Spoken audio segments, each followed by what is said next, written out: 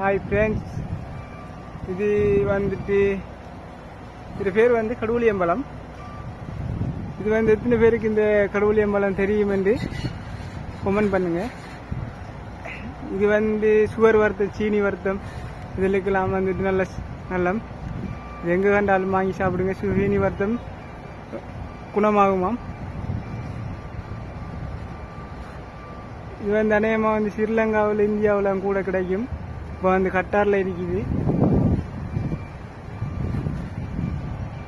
இது எங்கட கொம்பனில் வந்துட்டு கட்டாரில் ஒரு மரம் உண்டு, மரத்தில் இருக்கு. இதான் வந்து கடவுளியம் பழம். இது வந்து சீனி வருத்தத்துக்கு நல்ல சாமான். இதோடைய பேர் எனக்கு ஒழுங்கா தெரியல, நான் தெரிஞ்சா கமெண்ட் பண்ணுங்க. பாருங்க, புளியம்பழம் மாதிரியே இருக்கு. நம்ம நாட்டில் இருக்கும் புளியம்பழம் மாதிரியே இருக்குது. ஆனால் இதுக்குள்ளே உள்ளுக்குள்ளே இருக்கிறது